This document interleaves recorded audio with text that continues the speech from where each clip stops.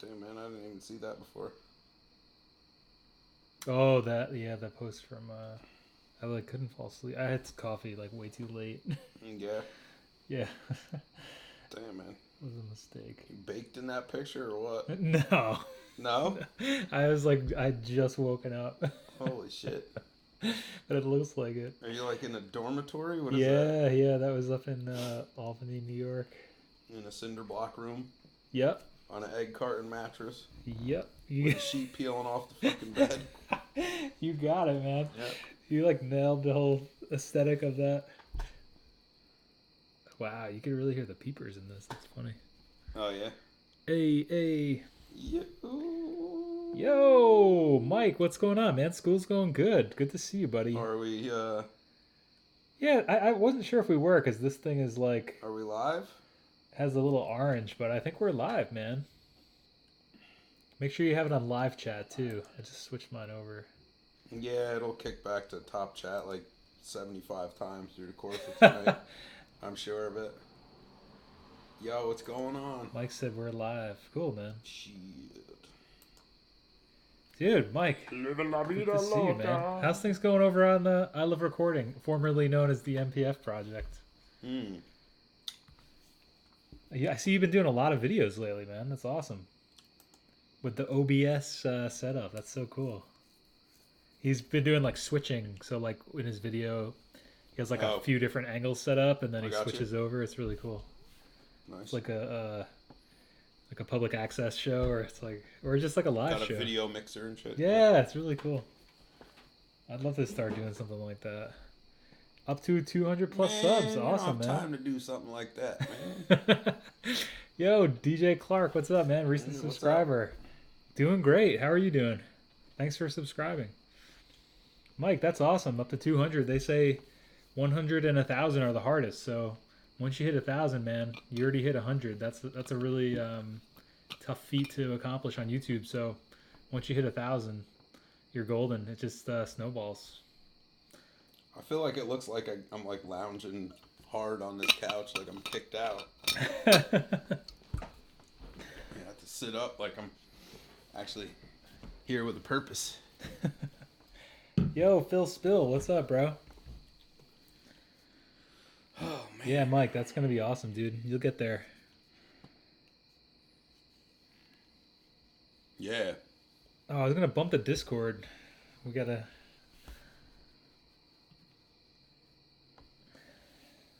What are you doing? I have this, like, Discord thing. It's like a chat server. Yeah. I think it's meant for, like, game stuff, but it's pretty cool. Yo, what up? Who do we got coming through? Painted blonde. Oh, what's up, Jason? I'm stalled at 69. I guess I can't complain. It's not a bad number to be stalled at, DJ Clark.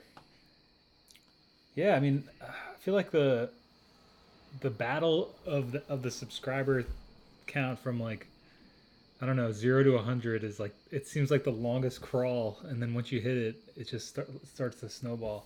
Yo, Fat Riders MTB, what's going on? Thanks for coming through. Yeah, so I just bumped a link to the Discord server in the chat if you want to join the Discord. We're going to be doing the Fall Song Challenge video about that coming out this week. And but that's how we're going to keep up to date with everything. The forum is technically in storage right now. It still exists, but I'm doing some maintenance on it, so it should be back at some point. But for now, communication for the Fall Song Challenge will be through the Discord. There's a channel for that, 2K19 FSC. So, and I'm chilling on the Discord now if you prefer to hang out there.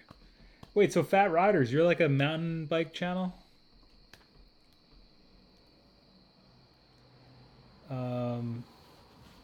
Yeah, so I don't know what's been going on, Jay. I feel like Jay and I haven't really spoke. Oh, we've been texted a little back and forth, but it's like we keep missing each other. You keep not calling me, man. That's what happened. That's true. Wait, that's right. Yeah, now that I remember the last time I said, I'll call you at 4:15, and he never called. My bad, dude. That's all right. I was mowing lawns that day anyway, so. I thought you got the trailer fixed. Oh yeah, that's right. For the lawn stuff, didn't you have an issue with the trailer, or was it the truck? No, the truck. Yeah, when I broke a brake line. My brakes are starting to suck again too. Oh, Sailor York has a question. What do I think about the Fostex VF? Jody's got one too. I don't know. Let me look it up and invite when I click the link. All right, let me track it again. Fostex VF08. I'm not familiar with the model, so I may have. I'll preface it with that. Now put the right thing here. Come on. Discord.gg/H3PHAG5. Check that out. I don't think I had the right capitalization of that other link, so you'll have to check that one. Let me see if I click on it, what happens. Okay, that should be it. I don't know. The other one, I didn't realize that it was case sensitive. I think. Oh yeah, my bad. My bad. Thanks, Mike. That one should work. That makes sense. I never realized that the links were case sensitive though. Usually they aren't. They're not, right? No. Unless you're trying to do something secure. Whoa! I Love Recording is here. Mike made it. Awesome, Mike. I mean, the only thing I would say about that Fostex VF08 is that looks like you only have 2 simultaneous mic inputs. So, if the question is whether that would be adequate for what you want to do with it, that would depend on what it is that you want to do with it. If you don't need more than 2 simultaneous hot mics, though, I mean, I'm sure it's plenty powerful enough to do anything you want in the forum of general home recording. I mean, shit, some of those standalone multi-track things have like better built-in effects and stuff than the old-ass version of Logic that I'm still running. So, you know. The only thing I don't like about this is that the soft touch stuff, all the scrolling through menus is not my favorite thing. That's why I don't do live sound stuff anymore. It's hard to get jobs where there's things that are set up analog still. I refuse to scroll menus. But yeah, I mean, it seems legit. Trying to look at the screenshot. Oh, Fat Rider said mountain bike vids and upload the occasional lo-fi indie rock song. Awesome, we'll check that out. So it's kind of a variety channel. Nice. Yeah. I gotta start uploading some biking vids. That would be cool. Do you have a bike? I do, actually. Oh. Yeah, well, Beck has a bike I can use, and then I have like a road bike too. Where do you hide those at exactly? There's like a bike shed for the condo. All right. Or it's more like a basement, but the bike basement. The bike basement of Doom. Mike's bike basement. Mike's that should be my channel. There you go, man. All right, I just named it for you again. Mike's bike. Yeah, Jay always comes up with the best names. He named Treasure Fantastic, Dirty Old Analog, I think. I think that one might have been collaborative. I can't really remember. What else? There's been others that I've asked you. I don't know. Long Drive Revival was like a band name suggestion. That was good. If anyone wants to use it. Oh yeah. So Freighter, yo Lollipop, what up? Sailor York. Jody's got a question for us too. Play classic. Looking to buy a combo amp to play some classic rock type stuff. Looking to come in under 1,500. What are some recommends? What's like? How big of an amp are you? Because like I was gonna recommend the Super Reverb. Like they're super cheap. You can get probably a Silverface or the Blackface era ones for a good deal. But so let me make this recommendation to you. Jay is actually here. He's not on split screen, by the way. Everybody's saying it looks like you're on split screen. Yeah, it does look like I'm on fucking split screen. What is that? High five through the internet. I would say stay away from a lot of the modern manufacturer stuff. Not because it's going to be the worst sounding thing you ever heard, but because the longevity, the lifespan of the thing is not going to be there for you for the money that you're going to spend for it. Most of like the, people, a lot of people I see now on the forums and stuff are swearing by like the Fender Mustang amp and stuff. That's all What's well and that good. one? It's a solid state digital Class D shit box.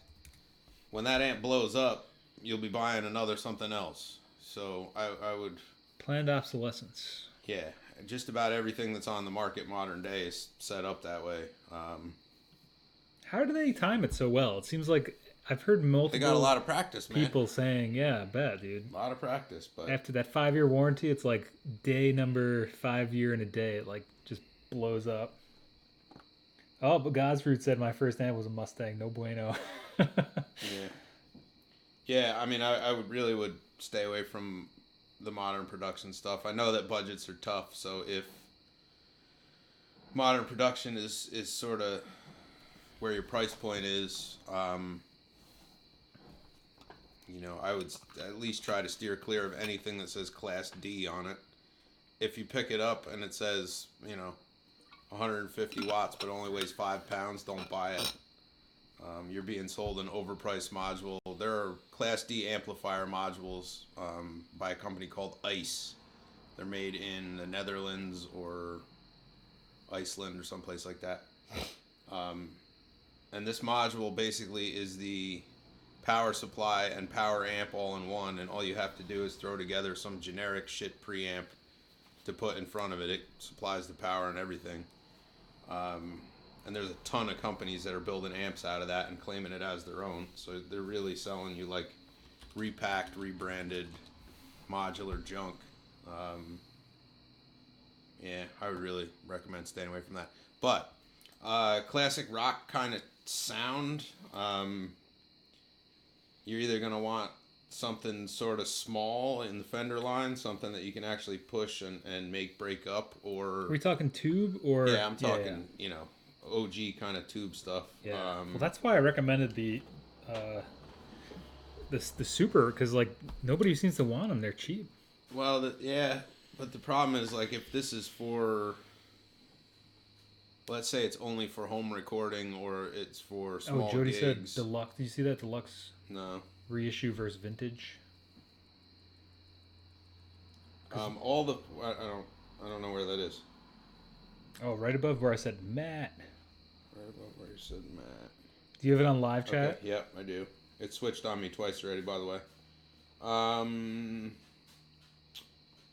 The reissues are a PC board, and they're all loaded with bullshit components. If you slide the chassis out of that thing, what you're going to find is a plethora of undersized, out-of-tolerance resistors and Illinois capacitors. And not to duplicate the word capacitors, but the brand Illinois capacitor does not have a good track record for lifespan. And the newer Fenders that I've taken apart for service have not only had them as electrolytics, which notoriously fail prematurely, and you can look it up. They also are running Illinois caps as the coupling caps now too. So, yeah, I would steer clear of those. But, I have a couple customers that have them. And as long as you bias them a little bit on the cold side and don't expect them to run for any great length of time dimed out, you probably get a year or two before somebody's got to look at it. And they're not terrible to service. They come apart pretty easy, which I guess was nice of them. But... So are these the ones that are, what is that called? Like the smaller circuit boards? They're not. Oh, okay. No, they use full-size through-hole components on those. Nice. They're not SMD. SMD, that was the one, yeah. But anything like the Class D stuff is all SMD. Yeah. Maybe the preamp boards aren't, but those ICE modules and stuff all are. Why is the quality of those so low? So, instead of having a power transformer, like basically every amp until Class D happened, there's a high-speed digital switching supply in there. So there's a little tiny transformer that the current passes through. There's a monitor circuit after it that's watching what the voltage is doing all the time, and it clicks on and off as fast as it can, like 10,000 cycles a second or something. Whoa. To regulate that power. So instead of actually regulating it by passing it through an inductive ratio like a transformer, which would step it down naturally, because that's what it does. What this thing does is, imagine turning something on and off is like faster than you could do it, right? So that mechanism just breaks eventually. So yeah, the chips that control that burn out. The transistors in that circuit burn out. The little toroidal or core wound inductors burn out. Damn. It's shit, man. Why don't they just use a transformer? It's just expensive. Because it's way more expensive, yeah. Those ICE modules, like, I use that as an example because I've taken apart like 5 things in the last 3 months that were fucking built out of that. It literally is the same module. You buy an amp, it says 150 watts Class D, and you pick it up and throw it through the ceiling. It's like, holy shit, what's in this? And then you open it, and there's this little ICE board. Are those, like, you say modular, can you swap them out easily or no? So it will cost you as an end user consumer, or me as a tech, because I don't have a dealer in with them. Yeah. It'll cost me between $150 and $275 to replace that module. Whoa. So yeah, you can quick swap it if you can get one. But that's you're gonna like pay out the ass for a it. quarter of the cost of the amp or something. Yeah. They're throwaways. Every single one of them. Black Star, Eden, Fender, Mark Bass. There's a whole bunch of them that do it. That's just insane to me because, I mean, this is obviously a cliche of our time, but I have three amps that are from the 1970s that if they have an issue, it's never more than $50 or $100 once every 5 to 10 or 5 to 7 years. I have maybe something that needs to be swapped on them, and they just keep chugging. Like, they'll just go forever as long as I can get the parts for them, right? Yeah, pretty much. Nuts. It's just companies don't do that anymore. We live in a race to the bottom consumerist culture. Lollipop says, I miss the Spider 2 insane setting. I've never oh my god played one of those. The insane setting in anything line 6 is like the most, like, oh god, I don't even know. It's like if you could distill everything that was new, the guitar tones of new metal, and put it into like one button, that would be it. That's what it sounds like. I used to record like this death metal band, and I had a line 6 pod for doing scratch tracks. Is that like the kidney bean thing? I had the Pro 2, the XT. That's which like was a the rack mount 2-space, but that's the like, same thing though, right? It's the expanded yeah. version of the kidney bean, yeah. And you guys used to track with that sound? I would let them scratch track with that, and man, I can't tell you how many times we ended up keeping that as like a secondary track in a mix just because I couldn't get them to get rid of it. Oh. In headphones, it sounds great. Like, if you want to like play around with like that kind of style and like fake pinch harmonics and like wah kind of shit. Yeah. That's the sound. That's the jam. the sound, yep. Jay, have you ever messed with I don't know if we addressed this one, Lollipop Records asks, have you ever messed with a Tascam 488? No. That's been coming up a lot lately. I've never messed with one either. All I know is that it's an 8-track one, and they squeezed a lot of information onto. Actually, is the 488 the 2-space rack mount or 3-space rack mount? Let's find out. Or is that the 688? Whoops. That might be a 488 that's in my house right now, actually. Tascam 488. Oh, there's one on Reverb right now. Oh, Matt, I wanted to ask you. Nope, haven't ever messed with one of those. I think that's the 8-track one. Matthew, have you seen the new, has anybody else seen the new Tascam, I think Model 16, I think it is? No. It seems like they answered all of Matt's questions or prayers with that one. Let's see what he says, if you've seen it or not. I want to do this thing. Let me see. Let's see. Can I get the address of this? Skiz, what's up with the 50s lunchbox head? It does a clean sound, but it's more built to be like a super pissed off champ sound.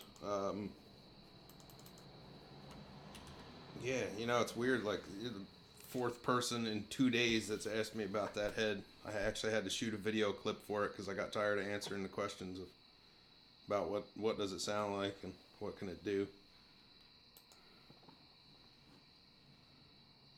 Which one is that? The XD? What? Which head is that? The Knight. Oh. That little blue metal one. Oh.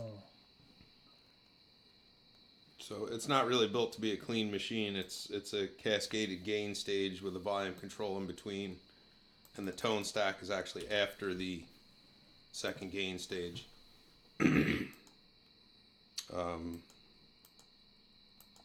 But yeah, I mean, it's a fun little amp. Ooh. The Mesa Boogies from the 80s, like what model specifically are you looking at? The was it the Mark II? Mark 1s, Mark 2s, I think. 50 watts. They weigh like about 8,000 pounds. Those actually sound really good though. The only bitch about those is the switching circuits and something from the 80s that hasn't been worked on like it's needed to be worked on. The Mesas have a hell of a cap job inside of them. So I would make sure that it's up on all its shots and maintenance. Yo, Twin. What's up, Twin? How's it going? Yeah, let me see if I can find a picture of that. Picture in picture. I figured out how to do. The new Model 16. Oh. I mean, it seemed like I remember Matt was talking about the 24 and how it wasn't like a true multi-tracker. This one, it seems like they've made into a true multi-track performance device. I just made that up though, so. True multi-track performance device. That sounded good. I'm gonna send the what I just sent is a Dropbox link to the video of that Knight head if any of y'all are interested in that. That's not the one that you got in Palinville, right? No. It's the little mini, like, aquamarine blue angry champ thing. The one you built? I modified it from its stock form. I'll show you. I'll just load the clip. So I loaded up the TascFam Model 16 mixer from Gear News. Let's see what it says. 14 analog inputs, phantom power, yeah. Here, this. Spinning. Oh, God damn it. I don't want the ringtone. I want the media song.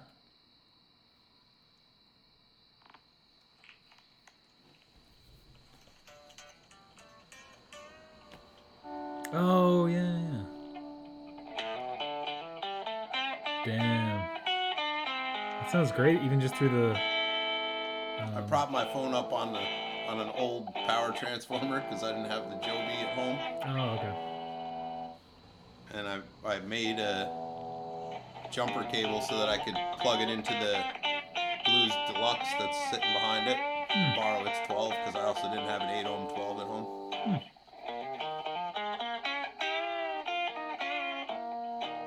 It just has those two knobs on it? Yep. That's awesome. It's almost a shellac amp.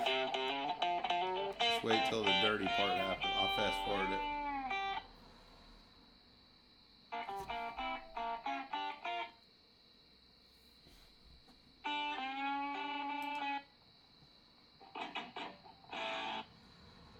There you go.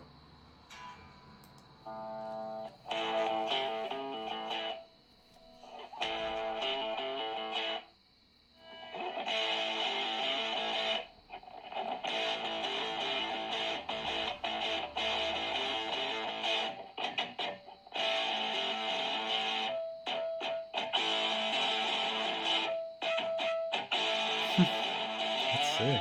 It's like a blues machine. pretty much whatever you want it to do. And that's one that somebody brought in, or It's mine. Oh, I've had it for a long time. I don't know if I've ever seen that one in person. Now that Because it lives in my house.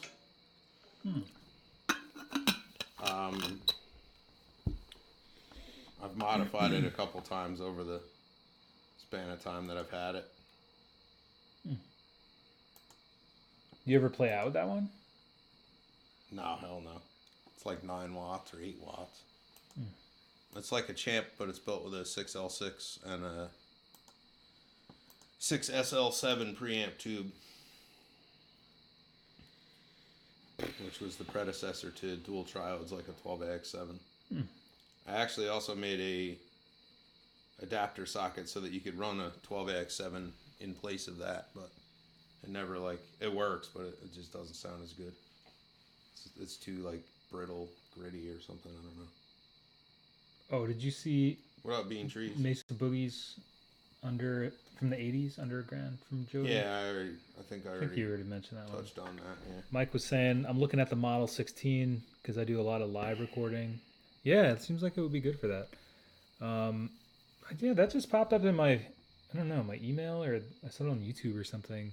But it seemed like you can actually use it as a multi-tracker now, which is interesting. I'm seeing mention of the more modern Vox stuff too. I would suggest you don't buy any of that, but if that's your shtick, then go for it. Yeah. See, the thing is, I got no love for the modern Vox stuff. The parts in that stuff, same deal. Way even worse than the Fender stuff. Really? Vox. I think all the Vox stuff is made in either Korea or Taiwan, and shipped in. It's not good. They're selling amps that come from the factory with a noise issue because of an internal adjustment that they never should have included in the first place. And they're literally doing warranty returns to the factory because of a trim pot that never should have been in the circuit to start with. Yeah. So that's just systemic of the entire operation. Shit. Yeah. I almost became the local repair. I remember when this was happening. Yeah. Center for them, and after talking to the guy, I was like, because somebody brought one of those in or something, right? Or was that a different? People bring them in all the time. Well, when you worked at the for Kingtone, that's why you were thinking about. Them. Oh, okay. He sells them, and they come in and Because that's why you were looking to become a repair center. Yeah, because he was dealing them. So Kingtone just shut down, by the way? Not yet. That's still there? He's staying till the first weekend of October, I think, or the second weekend of October, and then he's gone. And so is about a sixth or so of my income, which kind of sucks. That sucks, man. But what's up, James? Any opinion on the Orwells? Quite enjoying their sound.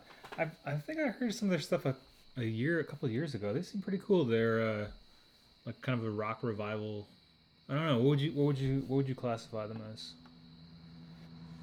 What are you talking I guess about? I just mean Fat Riders MTBS about opinion of the band the Orwells. No idea. Never heard it. Skiz, check out Square amps. The Square amps are built out of old tube tabletop radios and stuff. That guy's pretty chill, actually.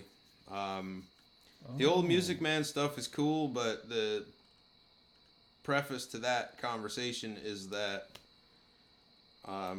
Music Man stuff has a tendency, if it's not well taken care of, to blow output transformers, which are very expensive. Those amps run damn near 700 volts on the plate, and when it blows a tube, it blows the transistor upstream that actually is doing the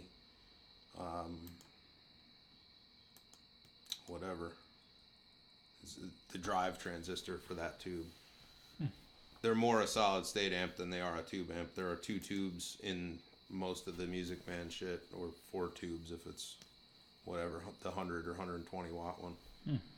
This is a picture of one of the Square amps that Twin recommended to Matt. Yeah. I guess it's like a. You can get to that dude right through Instagram too. Oh, cool. Yeah, he's cool. What do you think? He's just at Square Amps or something? Probably. Yeah, I forget, but he's definitely on there. I've been following him for a long time. So each one is sort of unique, or He goes to flea markets and he combs eBay and he finds them. And I'm not exactly sure what circuits he puts in them, but they all kind of sound like sort of like a Tweedy Fender thing. I think he uses the speakers that are in them if he can. And it's cool that's though. really cool. He does trade shows and expo kind of stuff. Yeah.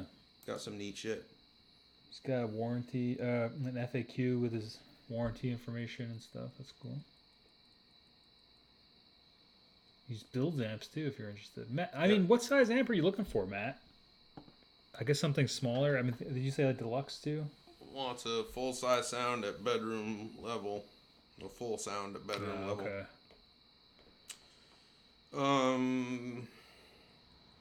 Full sound at bedroom level, yeah. I mean, for that, honestly, I would look at something like a Champ and a 112 extension cabinet. No bullshit. Happy recording, Jason. Really, like the limitation of the sound of a Champ has everything to do with the cabinet and the speaker and almost nothing to do with the circuit. So, yeah.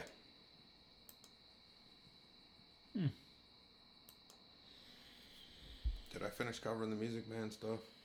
I think so. I don't know. I always wondered about that stuff because it seems like. So Music Man stuff, all right. Wasn't Music Man a Fender, Leo Fender's company? Yeah, after he left Fender, yeah. So in a regular tube amp, you have a plate voltage, you have a screen voltage, you have the control grid, which is where the signal comes in, and you have the cathode, which by way of either a resistor network or nothing goes to ground and whatever. That's the circuit path. So usually what you would have is a negative voltage present to bias that tube on the control grid, but that's also where your audio signal rides in.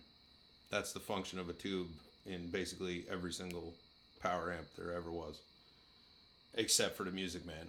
Music Man decided that if you held a positive voltage on the control grid and didn't apply the signal there, that you could apply a bias voltage and the audio path to the cathode instead and essentially run the tube upside down.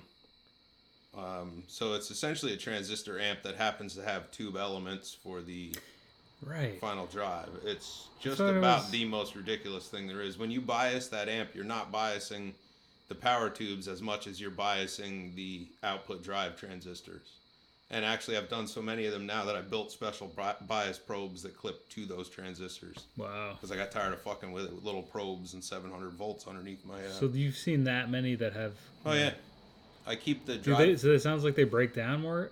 They're not too bad usually, as long as you do it right when you fix them the first time.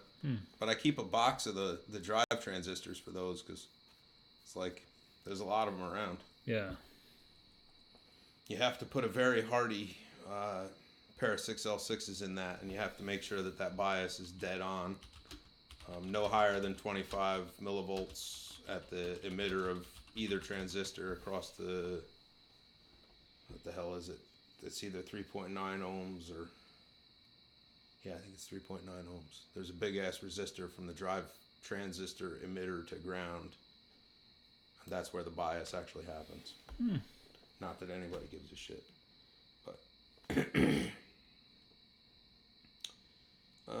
yeah. I mean, I always knew there was something different about those amps. Godfrey said, damn, you got me thinking I should have mine serviced just to be safe. You know, so the thing to look at with a Music Man, if you have any question about it, slide the chassis out and make sure there's no voltage waiting in there for you. You can look up gut shots of it online and people will show you how to do that. If you pull a chassis out and flip it over, you'll find a little cap pan. It's a little silver bubble like this with 4 screws that hold it down. Take those screws out and lift it off and look at the caps in there. If they're not blue or black or gray, if they're silver tubes, like silver cylinders. Those are the original caps. I would get rid of those. 100 microfarads at 450 volts is the cap spec there. Those are important. Those drive transistors and their health are important. And that bias setting is of the utmost importance, because if one of those tubes runs away and doesn't pop the fuse, it will kill the output transformer. And the output transformers for those, as far as I've found so far, trying to replace them, you either go to Mercury Magnetics and pay $250 for one, or you make some modifications and you run some sort of either generic or a Marshall style output transformer in it, which doesn't quite sound the same. So yeah, you could run the Champ into that crate 212, but you would want to rewire that 212 because that's a 16 ohm extension cabinet. So you want to hook those, the speakers in its stock would be in series, so you want to hook those in parallel and get it down to 4 ohms if you're going to hook a Champ to it. It's a pair of 8 ohm speakers. But yeah, there's no reason you couldn't do that. I mean, the amp doesn't care what it's driving as long as the load's right. Could be 60 speakers hooked to it, as long as when it gets to the speaker lead at the head, it's still coming up at, either 4 ohms or 50%, either way. Yeah. And really try it. I mean, you can hook it to the 16 ohm cab too. It's very unlikely that anything bad will ever happen. But for it to be on point, you would need to rewire the cabinet. Fun fact, my test speaker at home when I'm servicing amps is a 16 ohm speaker. I hook it up to everything. Fact. Except SVTs. SVTs only get hooked to the dummy load. But, yep. Oh, we'll have to check the Orwells out. Fat Rider said they have a nice home recording sound to their music, kind of like how Skulls and Lost Bones have. I've never heard of Skulls and Lost Bones. I don't know any of that stuff. Matt said he's done buying that PCB shit. I'm basically selling all my modern shit to buy something great to use daily. Yeah, I think that's a great investment, Matt. If you buy something vintage, it'll also retain its value and potentially be worth more someday. So I've always been a proponent of buying used vintage gear, as long as you can at least test it out or buy it from somebody online who has a good reputation. I don't think it's ever a bad investment, because chances are you'll always be able to get your cash out of it. Any reason why deluxes are going for more than deluxes? Well, I think deluxes, yeah. You mean like blackface deluxes are going for more than silvers, or maybe deluxes, reverbs versus regular deluxes? Wait, is that? Oh, twins. Oh. Yeah, deluxes go for more than twins because you can carry a deluxe. Yeah, twin and you is can really get heavy. You can actually get a tone out of a deluxe. A twin is just like... It's just clean all the way up. Between 78 and 91 pounds of fuck you to carry, and you will never get it to break up like at a level where you wouldn't do permanent hearing damage. What about Pro Reverb? You think that Pro Reverbs break up somewhere around 4 on the dial, but that's loud as shit. Oh, it's still that's what I used to run too. I know you used to have one of those too. When I was playing in that sludge band, that's what I was using. Just using a Pro Reverb and hammering the front of it with a big muff. Dude, my the big issue with the Pro was that it just broke up too early. Other than that, it was a great amp. Yeah. But yeah, once you hit like 4, there's no headroom. Yeah, no, that's it. You're done. Anything past that's just heating up the power. But that would even be too loud for Matt. Yeah, I mean, bedroom wise, if you're looking for something you can actually play in your house, I'm telling you, like a Champ with its stock speaker, you can play when there's like people trying to like. Dude, even that can go through the walls like really Sure, easily. but you can turn that down and get an okay sound out of it for just noodling, like if somebody else is in the house. And if you really want to crank it, you hook it to a 112 or a 212 or whatever. Find like an Alnico 15 out of a like a home organ or whatever, and hook it to that shit. You know, I mean, really, the limitation of the Champ circuit, I'm telling you, is about the speaker. It's not about the circuit. That speaker is not capable of reproducing the lowest fundamentals of even your guitar. It's just not. Like Champs came with mostly a 6, or you know, some of the models came with an 8, but you don't get low end like that out of a speaker that small, especially not one that is, you know, like a 1-inch voice coil, which all of those are either 3/4 or 1-inch coils. They're tiny. You know, really, like building Champ circuits, I wouldn't run it with anything in the cabinet smaller than like a 10 at least. You can actually get like some air moving and a little extension out of a 10. But Twin said if you turn the EQs down with a humbucker equipped guitar, you can get some breakup with it and not go deaf. At least with the older 75 watt ones, but they are a fucking pain in the ass to carry. Yeah. I don't think I've ever played a good working twin that I could make break up. I just always stay away from them. Yeah. The thing is, when you turn the EQ down, you're actually attenuating the signal. So, I mean, yeah, with the EQs bottomed out, well, they can't be bottomed all the way out because it'll damn near shut the sound off, but with them like real low and cranking your volume, that first triode stage is essentially its voltage gain is getting eaten up by that tone stack being through the floor, and then you're trying to make it up with the volume again. Yeah, I don't know about that. I remember Paul Banks of Interpol. There's a video where they were recording the latest album, and it's a really quick one-liner, but he basically like is in a room, I think, full of old blackface and silverface Fenders, and he's like, the thing about all these amps is that they only sound really good if you turn them all the way up. And I think there's a lot of truth to that. Like some of the best sounds I've ever gotten recording, and live not really, because I've never had a reason to crank stuff that loud, but I feel like the best sounds are always, I've blown up my Champ a couple times, like right when it's like sounds like the best and really pushing it gets like this amazing sound. That both times that's happened, it's started smoking. So I don't know, I feel like you got to run them hot to get that magic sound. But you know, that's the really like the unfortunate part about tube amps is that like it's like right before the magic smoke comes out is where like the best, the absolute best tone is. Yeah. Like right before the whole thing goes up in flames in the middle of your living room. Yeah. And it all smells like burnt varnish. Yep. That's where we were recording a track one time in the studio in my buddy's basement. And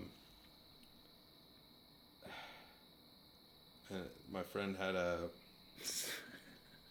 Ampeg V2. V2? Yeah, V2. The 50 watt head. It's like a 70s head. And man, like the more passes he put trying to nail this solo, like the sweeter that tone was getting. And he hit the last pass, man, and like we were like milliseconds from the end of the pass. And the whole amp just goes, and I'm talking, he's just like ripping that shit. And it's just like, holy fuck, I can't believe how good this sounds. And then it goes and that was it. Yeah. That was it. Just like done. That was it. Like the transformer was like in flames. Smoke was coming out the jacks and shit. It was done. It sounded so good though. Dude, that's always the spot. Why do you think that is from like a amp repair specialist standpoint? Like what is it about it? Like just before it's about to blow. His was the fact that he refused to let me do any maintenance on it because he was too cheap. Right. So I had like all the original everything in it. I have no idea. But is there like a scientific reason why it would like sound so good right before it dies? And how if there's a way to recreate that? sounds so good right before it dies, usually because the tubes have lost bias, probably. So everything's like running through the ceiling. It's as hot as it can possibly get. So your harmonic content and harmonic distortion is like It's like maximum. exponential. Yeah. Like it, and then eventually the tubes are drawing so much current that the transformer gives out. Yeah. Yeah, luckily I've never had that issue, like the transformer going, but I remember the two If you times with let the channel, magic smoke out, there's only a couple things that actually can do it that. kind of burns up a couple of resistors or something. Probably the resistors in the B plus rail in the power supply, which is just like a little smoke. Yeah. If you blew the power transformer, there'd be like a small to moderate cloud. No, I've never had like a huge and amount. It smells like. But the smell of it, it's like a very distinct. It smells like. You like ever hit polyurethane with a heat gun? No. Kind of smells like that. I feel like it almost smells the way like a wire would smell if it got burned. Where it's like kinda. It's very like, I think the only way I would describe it is like an electrical smell, which is kind of strange, but like it just doesn't smell like anything else. No, I mean when you get that smell out of a transformer, that literally is the varnish on the windings melting down. It's like, that's an enameled or varnished wire that they use to. The varnish is actually the insulator. It's like if this cable was 3 separate conductors, and instead of having like nylon or plastic or whatever over it, Teflon, whatever the fuck, you just like coated it in polyurethane and let it dry, and then you like wound it into stuff. So eventually, because all those turns in the wire, every time there's a sharp bend in a wire,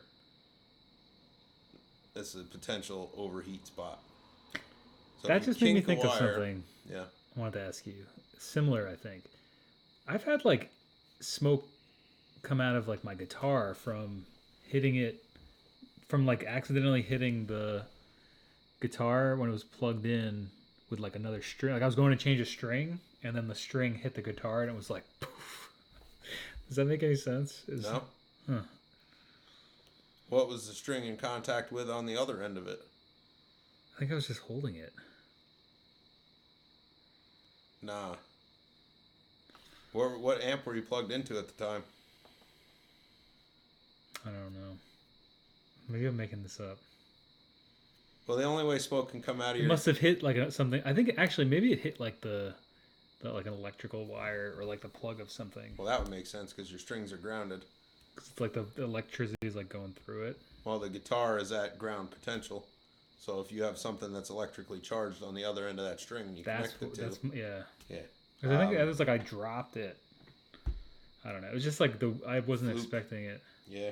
Mike was hallucinating again. Yeah. The only time that could potentially happen, like you see in like music videos, the guys like shredding so hard like smoke comes out of the guitar and there's pyrotechnics. Yeah. The only way that can actually happen is if something fails short inside your amplifier and the grid of the first tube can feed enough current and voltage back through the cable to create a circuit in the pickup itself. It can happen, but it's not a common thing. It's actually more common on amplifiers that are grid leak biased, which means that there is a voltage potential on the grid of the tube because of the way that it's set up. They use a giant resistor, and there's a blocking capacitor at the head of that amp stage. If that capacitor shorts out, then voltage runs back up your cable. And if that tube shorts out while that's happening, then full plate voltage could run up your cable. Whoa. Yeah. Well, it'll find ground there within your control cavity, hopefully, before it finds you. Yeah. But it definitely could smoke the pickup, because the pickup is nothing more than even finer enamel wire all wound. It's an inductor, just like the transformer is. It only has 1 half, though, instead of 2 halves or 5 halves or whatever. Yeah. The smoke is part of the tone, twins. I mean, yeah, you know. Unfortunately, once you let the magic smoke out, usually the amp is never quite as live as it used to be. Even after you fix it. Yeah, it's like when you have a major overload, even if it's a resistor that fails, you're putting consequential stresses on everything. Yeah. So, like, even though it didn't kill the power transformer that first two It times, took a hit. yeah, something in there will have overheated to the point that it's now working on burning up that varnish. So eventually, yeah, you'll find a short there. And if you're lucky, instead of the smoke, what'll happen is that short will work its way through and just blow the fuse. And then, but you know, I see a lot of tech shit online where guys are like, "Oh, you know, I'm putting a power transformer in this. I'm putting a power transformer in that," and like, you know, like when your tube amp blows up, like the last thing you replace is transformers, not the first. Just, just FYI, if anybody's curious. Yeah. I know guys like that. Oh yeah, I got this Marshall head coming in. I ordered a transformer set for it. Should have ordered fucking EL34s first, because that's where you start. You start with cheap and work your way towards expensive. Not the yeah, other that way makes around. sense. Yeah, that's kind of like replacing It's like if your the car whole blew engine. Dude, yeah, it's like if your car blew a tire and like instead of going and buying a tire, you went and bought a car. Right. Like, you know, like what the fuck. The one you have is probably fine. You just needed to like, you know, fix the thing, but it's fine. Anyway, you know. Like, oh man, the dome light's out again. Huh? Oh, I gotta get a I was new. gonna go buy a bulb, but you know You know what? I'm what? gonna buy a new car. You know what? Let's just go down to the Fuck car it. I'm store, just gonna get a honey. new car. Yeah, Mike has been hallucinating again. Jason asked, "And what did I miss?" Not much, man. We've been talking how tube amps always sound the best right before that magic smoke comes out of them, and how that is like kind of even if stuff doesn't seem like it needs to be replaced after that, it's all kind of taken a hit from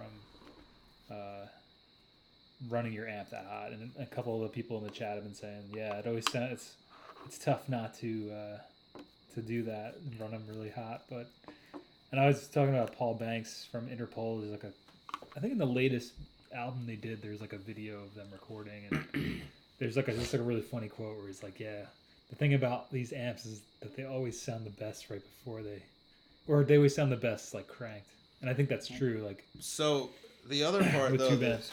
the other part though that Let me see if I can find that. is quote. being left out here, like whether you are a fan of them or not, like the Neil Young, like out of the blue into the black, you know that guitar sound. What album is that? Oh yeah. You know how Yeah. ratty and nasty that is. That is his Tweed. I think it's a deluxe, like right on the edge of blowing up, and that amp always fucking sounds like that. Yeah. Those tweeds, man. But Like I remember my friend had a tweed champ, and it was like the loudest fucking amp so I think I've that ever heard. amp travels with its own fan. That's how they keep it from melting down every night. But this is the guy that also has like a real spring reverb under Yeah. the stage or Yeah, something, right? Yeah. He's traveled plates. Yeah, Neil Young's a Canuck, man. That amp is like that. It runs past the tipping point every single show he plays with it, and that's what they do. It's got a big ass box fan that goes with it, like a high velocity thing, and to keep air circulating. So if you're gonna do bad things with your tube amp, the enemy of most electronics is heat. So if you can ventilate and keep the air circulating. So does that answer Godfrey's question? What even starts to cause something like that? Unless he's referring to the hallucinations. I don't think so. So it's a matter of heat then. That's what you were saying before. Is like these components are just getting so hot that they're. Well, I mean the tubes run at 200 plus degrees Celsius bulb temperature. Whoa. Like a hot ass tube is enough to burn the prints right off of your fingers. So they're radiating heat into everything around them to begin with. Sockets, chassis, anything they're within even a few inches of. Speaker. But then resistors, whose job it is to essentially, for our purposes, drop voltages, can only dissipate those voltages or really that power um, by way of heat. So when you pass a voltage through a resistor, its resistance in ratio to the current that you're drawing through it is a voltage drop. That voltage drop happens because that resistor element is heating up and consuming that power. Is that why tubes eventually fell out of favor? Because they just ran so hot? They actually they fell out of favor sooner, I think, because they outlawed most of the chemicals and metals and things that they're made from in this country. So you lost all the domestic production. Obviously, there's transistors too. Yeah. Well, transistor technology got better and more stable and cheaper. But there was a crossover point, like in the 70s, where both things were sort of alive simultaneously. And transistors won over because everything was so much more compact. The power requirements were less. The heat was less. So where were we? Oh, yeah, here it is. I just found it. That's so funny. What? The Paul Banks thing. He just says... He's just in a room. Or I'll link it up. He's just in a room with, like... Looks like he's got Princeton Reverbs, Music Man. Could you water cool a tube Twins. amp like how you could a PC? No. You wouldn't want to do that. With a tube amp, if you have to keep it cool for some reason, you want air. And you want a lot of it. You want to make sure that it's ventilated and circulating. That heat has to dissipate. And that's not a fail-safe. I mean, it's like...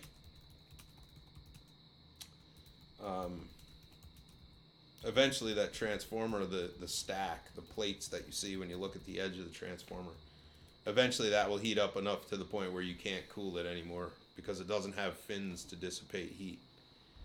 So that still could eat through the enamel that's on the winding and burn it up. But if you can try to keep those temperatures under control, then things will survive a lot longer at full tilt.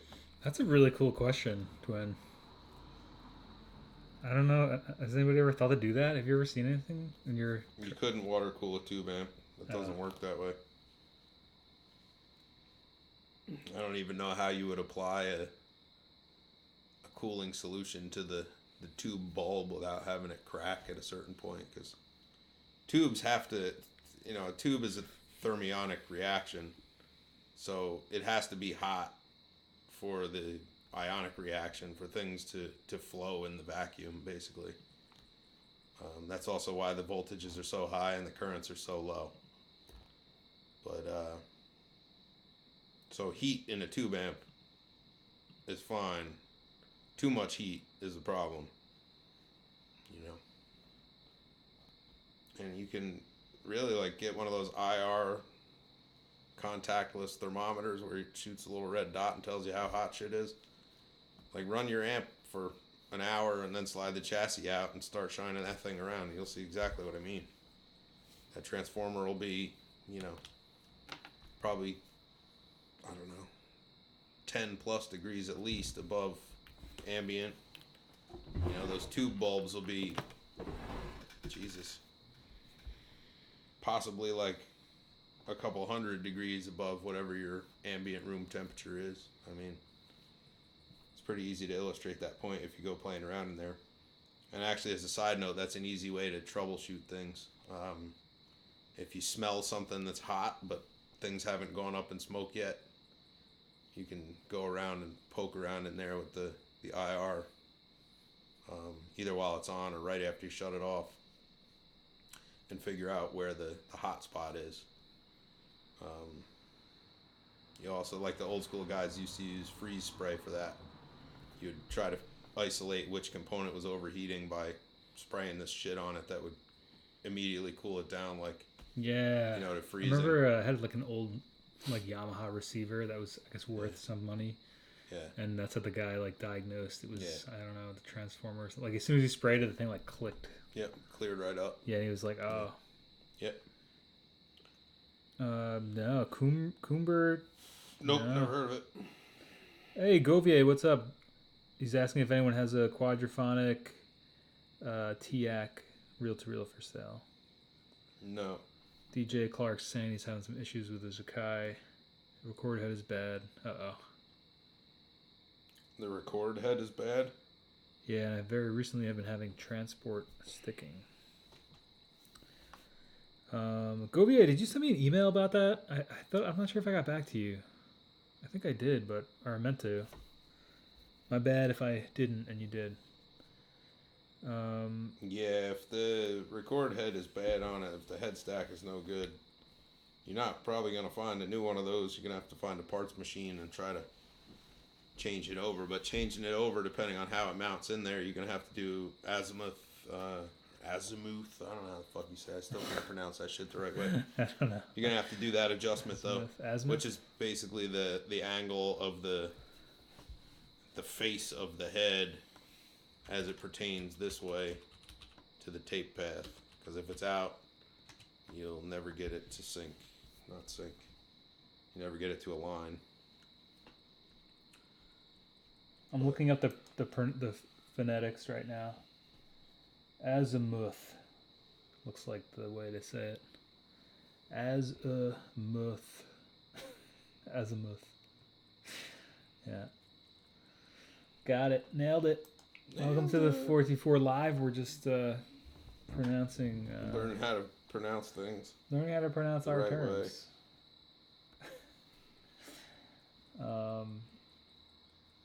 What's that? Never heard of it. What?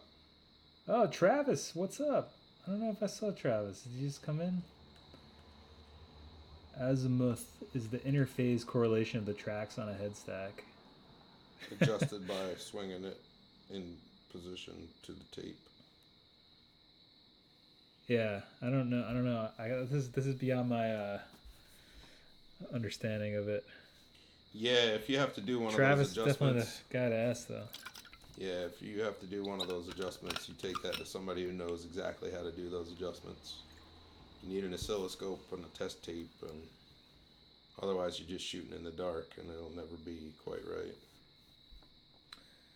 Oh, try putting it on. Let me make sure. I would say try to Govier if it's dropping out. Try to make it less. Like change it from. I think it's the max is like 720. Try dropping it down. At least you'll get the audio probably. Oh, I guess we're doing full HD. Yeah, I would say try going to like 360p or 240, 144. We're in full HD. Apparently, I didn't realize we could do that. What'd you do, bro? You upgraded your fucking internet since last time I was here? No, my PC, bro. Oh. It was my machines were too slow. My old phone, I actually got a hand-me-down phone from my father-in-law, which was really cool. But the iPhone 5 or the iPhone SE that I had, I realized I was talking with Jason, and I think Gil about this. It's just a hardware issue on your end. It only took me a year and a half to figure that out, but yeah, it really comes down to the hardware. I don't think that. I mean, we could do a quick. Let's do a quick speed test. Yeah, Travis, that's what I'm saying. Don't even fuck with that. But I do believe that most times if you're going to change the record head, that's going to come into play unless the record head is a fixed assembly that you can just unbolt the whole plate and swap it. I guess it really depends on what the machine is, though. But you would know better than I do about that. Damn, 63 download. Let's see what the upload is. That's really what counts. Jason has some fast upload out in Wisconsin. He could be the stream king of Milwaukee. Upload's only three megabits over here, so yeah, I think my hardware is just more better. It's just a better, more efficient. No, I know it's Madison. I couldn't think of Couldn't think of it. Um, I have, I think I have an R8 that David sent the channel. Oh no, that's an M80. My bad. Yeah, the M80. Unfortunately, that one needs some work, so it's been just chilling in the closet. Jay and I looked at it, ran through some stuff. Um, Jason is running a pirate server up in his basement for real. Uh, I ain't tough enough for Milwaukee, he said. Well, he could be the stream king of Madison for sure. I think he was saying his upload speed out there is like 10, which is unheard of around these parts. So, but yeah, as soon as I upgraded my hardware, I built this PC for school, and yeah, it's cranking. But yeah, I guess we're streaming in HD now. We haven't, I mean, knock on wood, we haven't had any sort of dropouts like we used to encounter all the time. That was crazy. I felt like every like 5 or 10 minutes, there were times we couldn't even stream because of the hardware issues and also just like the I don't know, the dropouts. It was nuts. But if you're having dropouts on your end, try lowering the quality of the stream, because that's the whole other thing, right? Is even if say we had fiber optic and tried streaming this, if you didn't have fiber optic on your end or something considerably fast, it would be pointless because there would be no way for you to watch it if it required that fast of a connection to watch it at the quality that it was being streamed at. So I mean, I think it's like anything else with music. You want to stream at the highest quality you can, and however people can convert it on their end is the way to go. But that's even the issue. Like, I've tried to watch YouTube videos from time to time I watch a couple channels that they shoot in 4K, and like like my computer. I haven't tried it on this one, but this one, like my Mac, like doesn't it can't even process that. Mainly, I think because of the internet speed. It can't like download them fast enough. It has like a buffering issue, and there's really no point either because I mean, I guess this is shifting into a little bit of a YouTube conversation, but if you're gonna be making YouTube videos, you're better off just making them HD anyway, because a lot of people, as I'm sure a lot of people out there watching this right now, is watching it on their phone. So it's getting converted down to a much smaller size in the end anyway. So HD seems to be the peak, or like there's no point. I mean, the 4K stuff has come down in price, I guess, but if you just want to make videos, don't feel like you need to get anything too fancy. You can make them with your phone if your phone shoots in HD, and you know that's pretty big considering. I think this is like a 720 screen, so that's pretty good if your phone shoots in HD. And then it'll just be converted down anyway when people go to watch it. So yeah, I guess you'll future-proof yourself if you do 4K, but I think streaming and people watching things is hitting a bit of a wall until either 5G happens, which seems like it's kind of dangerous for humans, and also you want to expand upon that fiber optic a little bit? Why is it dangerous for humans? I don't know. I mean, maybe it's just like it's a internet conspiracy about. This is the conspiracy part of the show. I'm actually legitimately curious because I've heard a couple people mention it and nobody's really got any like. My understanding is well, one thing that's crazy. So like your microwave runs on the same RF frequency as 4G. So like the same, like I guess radio waves or whatever it is that those waves are being transported on. 5G is much more powerful than 4G by like exponentially, I think. So it's just there's even more invisible radio waves, I guess, going like surging through the air and surging through you or going around you. I don't really know how the whole technology works, to be absolutely 100% honest. I'm not an authority figure. Hashtag not an authority. But my understanding is just the amount of the power behind it and how it's transported through the air is going to be it's like a lot more powerful, and in terms of like the radio waves and the ones it travels on is, I don't know. That's my understanding of it. If I hope that makes sense. Travis said Jay looks like he's amidst a brutal game of Pong. No. I'm responding to work-related messages and emails. Oh, Godsford said 188 upload on Fios. Damn. That's the way to go. Yeah. Oh, DJ Clark said, Painted Blonde, I really dug the cassette making process vid you guys did. I'd love to see more in that style. Thanks, dude. I know you were talking to Jason with that, but which do you mean like the series or the reward like doc style one we did? Just curious because I'm working on some longer videos, like more in that documentary style. There's one on Jay, there's one on Brian, and there's actually one of my old bands. Oh, thanks, man. The B-roll. So the one where we kind of like we're talking. I kind of interviewed Jason. Yeah, I want to do more like that too.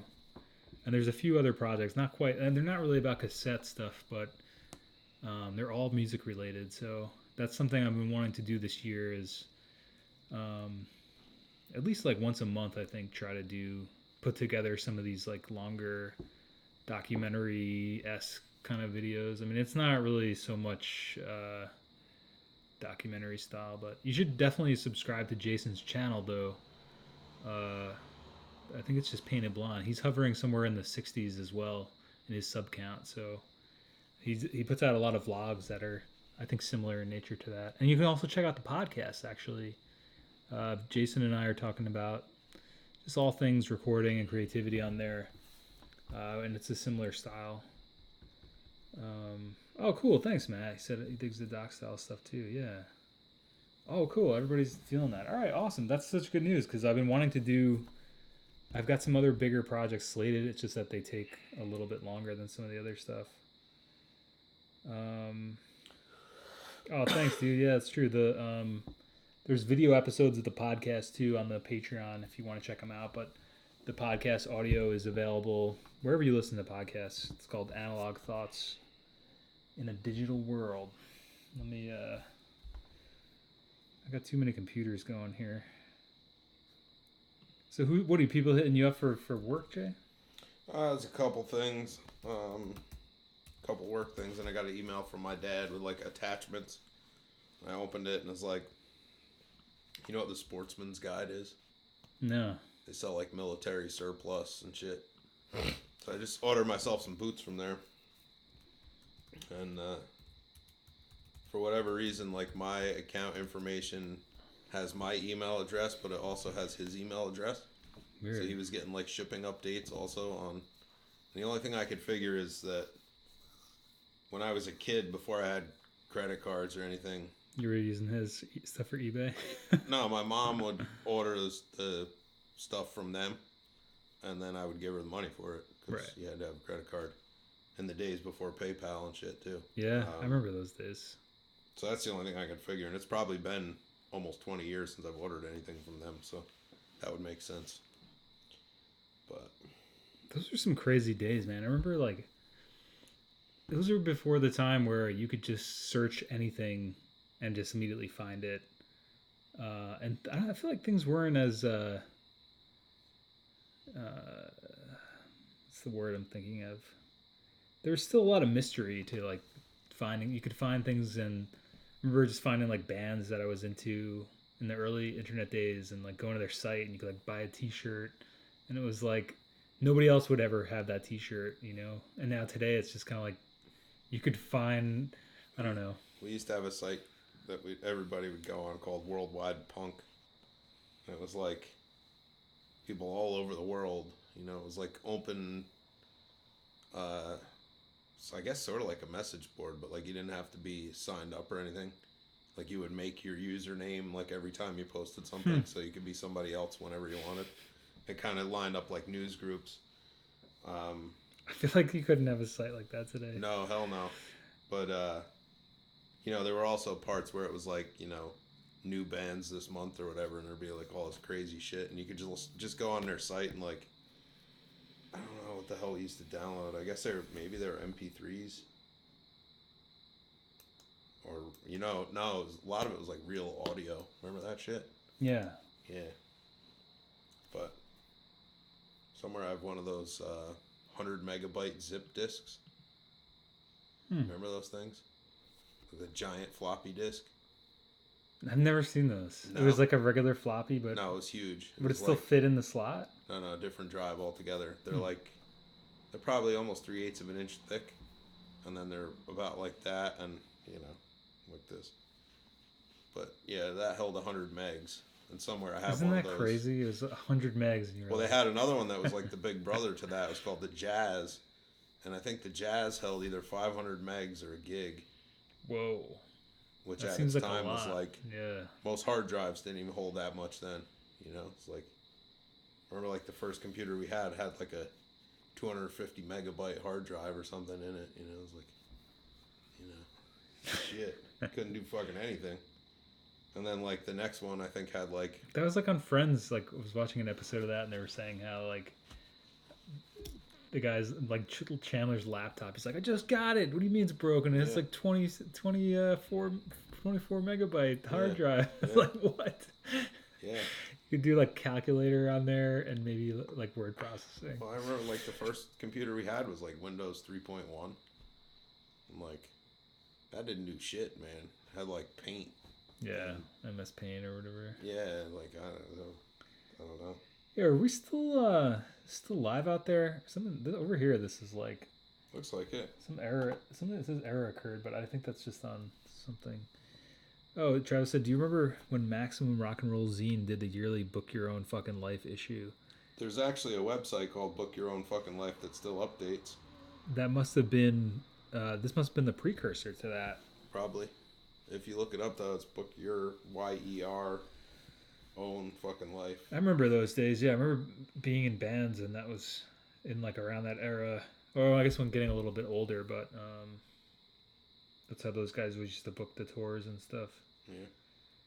It's a much different, very different, like, I feel like world than 2019 and soon to be 2020. Well, if you think about, like, back then, right? Like, everything you were going to do on the internet was done very deliberately. Yeah. Because you had to dial up and wait. And, like, it was And a conscious decision like, to go on and do a thing. Yeah. Now it's like, let me just pull out my phone and, like... Yeah, now it's just... I'm still connected from, since I got the device, basically, until now, to everything I could ever want on the internet. Yeah, now no it's dialing, like... no nothing necessary. It's like the Matrix, man. You get the feed just strapped into your head. Well, that's the next fucking step. I don't know, man. Yeah. It's crazy. Oh, we got a thumbs down. Which one of you jokesters did that? I don't know, man. People are crazy. Just a friendly neighborhood live stream. People coming through. Thumbs down in it. Oh, Travis said, I sent in my zine and they listed it. I was stoked. That's awesome. Nice. Debut my recordings made on Microsoft Sound with a Walmart mic. Whoa. Damn. I don't even know if I've seen Microsoft Sound. I'm not even sure if I know what that is. I wanted to look something up that we were talking about. Oh, 5G. Back to the conspiracy. Let's just type, is 5G bad? Well, I think there's some truth to, like... Is 5G a health risk? I'm sure that probably came up, like... Activists fear radiation from 5G wireless could be dangerous to public health. There are concerns with the very high-frequency spectrum known as millimeter waves used in early deployments that could pose adverse health effects for the public. I mean, let's face it. Holding this thing up to your fucking head is definitely not... this is such an experiment right now. Like, nobody knows what the implications of everybody using these are. Clearly, everybody's brain is, like, broken by this thing already. Sure. Just from the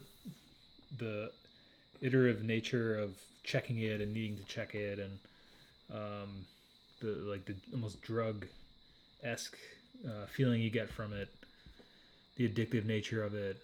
But I mean, in terms of the technology itself, like we don't know what the long-term implications of people using this shit is. Like, I'm sitting in front of this screen right now. It's like, I don't know. Really. long-term implications. I'm gonna say if like just blue light from this computer screen can like make me stay up later or trick my body into thinking I'm more awake, I would think that something as simple as light as a starting point, and then something as powerful as this. Like, there's got to be something with it. I don't know. Not to be a, I don't know, Mikey Downer, but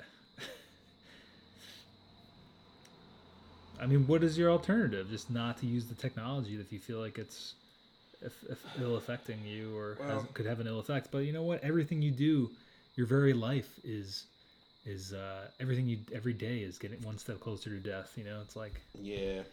What do you want to live till 85 instead of 80? Like, I don't know. I guess it depends how good those 5 years would be. I mean, I don't know, man. And everybody left because this is getting Mikey Downer.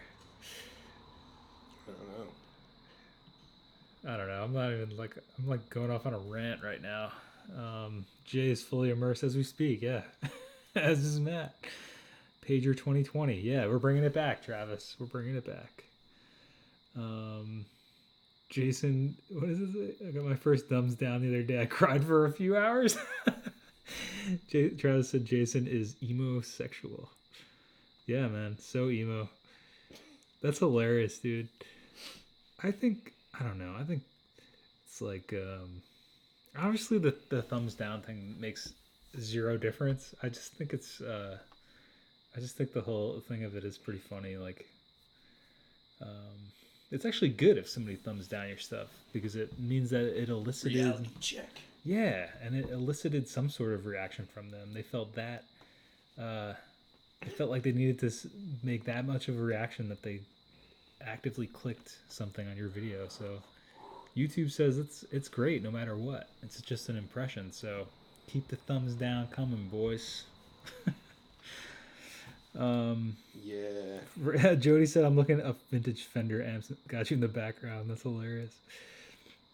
Interaction is a good thing. Hell yeah. YouTube doesn't care if it's thumbs up, thumbs down, a comment. From what I understand, it's pretty much the same thing. So, thanks for having some sort of reaction. I remember I saw this thing with Rick Rubin, and he was talking about how like the best stuff kind of gives you a gut reaction as to like whether you like it or you don't. I don't think I've ever been great at like navigating that line, but it's definitely an interesting concept to think about as a creative person. Like, you want to elicit, like, the more powerful of a reaction that you can elicit, whether it's good or bad, is overall good. Because I don't. Well, it's kind of like there's what they say, no such thing as bad publicity. Right? Yeah, like, right. As long as you're getting something out of whatever it is that you're doing, it doesn't matter which way the reaction is swung. And it's like you'll have people that feel very strongly about it in both directions, which is better than just always people Since just we live in a down the polarized straight fucking line. society. Yeah, you can't avoid it in any instance. I guess I just feel like the stuff that I do, like music wise, is kind of just like more middle of the road. Like, it's, I don't know, it's not really people aren't like, oh, I fucking hate this sucks, you know. I don't know. Like, it seems like if you're really testing the boundaries of stuff, you fall into one of those camps. Yeah. I know that we've really been pushing the limits lately. I've been like writing a lot of dude, social I really commentary. Like the last and, song that like the last few that you played me the last time was that they were amazing. There's a new that's one. What we gotta talk about. What? Studio usage. I only been waiting on you 3 weeks now to talk about it. All right. Yeah, that's my bad, dude. I apologize. It's all right. I'm not mad at you. I didn't think you would be. Just saying, man. But so the other day, the new drummer was bugging me about this fucking song. He said, "Yeah, I always wanted to have a song called Detonation Nation." Detonation Nation. Yeah. It's all right. Well, I could probably make that happen. So I wrote a set of lyrics. Then I wrote a riff. And it was bugging me last practice about it, so I unleashed it. So now we got a show Saturday night, and Saturday night we're gonna play. Oh, you're playing at BSP? I was worried. I thought that may have already happened. No, it's Saturday. But Saturday night we're gonna close with a song that we only just started playing at the end of practice last week. Awesome. Dude, that's great, man. Woo. I don't know, man. It's good to do things that scare you a little bit. I'm not afraid of it. I've been rehearsing the riff and shit all week, so. I mean, it's only Wednesday, but. Dude, that's going to be awesome. So you guys are playing, Surmiser's playing at BSP in Kingston, New York? Yeah. 8 p.m.? Not sure. But if anybody out there is going to come through, is that your only show booked? There's supposed to be one the end of October, and then there's another one in early November. That's awesome. So you guys are like back playing.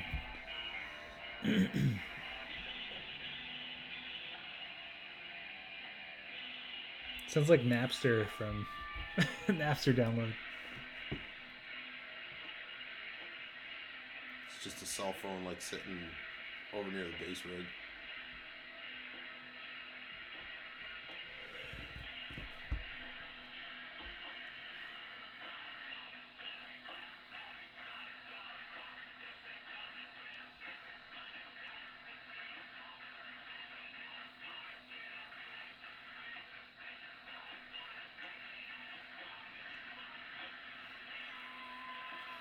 Dude, I hope this. What? I don't know how you're gonna. I feel like it sounds like Rage Against the Machine or something. Kind of does a little bit. Yeah. I wasn't sure if you were gonna like. They just come out how they come out, man. Dude, that's awesome. Well, I feel like that's kind of the. But I want to show you. Let me see. I think I downloaded this fucking thing so I could actually fast forward it. But so I really like the dynamic of like.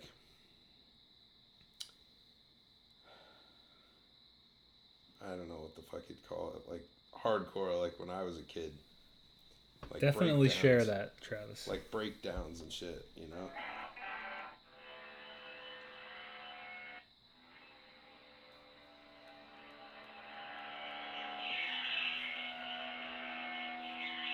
So this is actually the chorus. There's like an ambient hang part.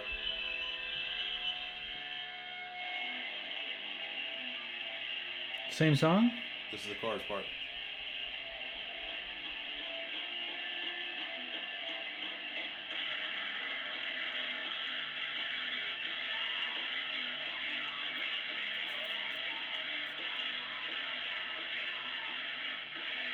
You're closing with this one?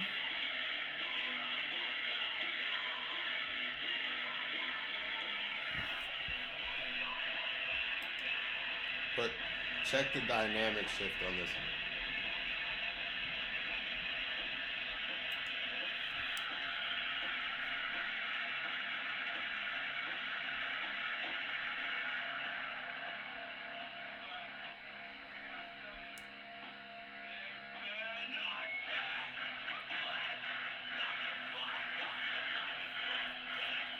That's that shit. But it's the first part at the same speed.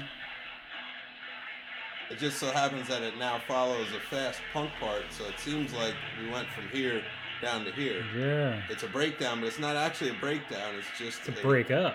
It's just a whatever. I'm excited, man. I want to come out to that. It's well, McGregor's birthday. Yeah.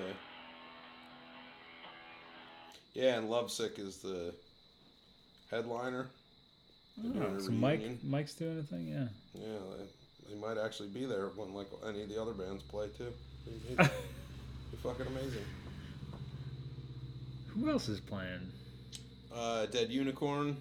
Oh, okay. And a new band called Wall of Ego, which I think it's guys from Dead Empires and John Fay from Escape Rope is playing bass in it. Huh. You know John? Yeah. Yeah. I can't remember exactly who else is in it, but I know John's in it. I think it's two of the Dead Empires guys. Huh. But it should be pretty heavy. Where does John live now? I remember he was like kind of all over the place. Last time I spent any great length of time with him, he was still living in Poughkeepsie, I think. But I don't know. Like, he had the space in Hudson for a long time, but he was like living in like Newburgh or something. Yeah, like, that's when I met him. Yeah. Jesus, dude. I remember he used to say he's just like drives around all the time. That's gotta be tough though. Like a fucking hour and 20-minute ride or something from Newburgh all the way the hell to Hudson. Yeah. That's nuts. And you do it like every single day to unlock the door so that like people can get in and use the rehearsal space. Yeah. That's like, man. That's nuts, yeah. Talk about dying for your art. Holy shit. Yeah, just the cost of that alone is like insane.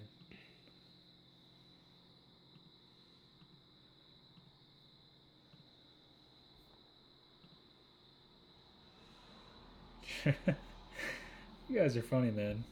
Travis is saying that he recorded a 6-song EP digitally with a all-girl punk band. Yep. That sounds awesome, man. They have a show coming out. That's must be really exciting. Those are some of my best memories from that age and playing music.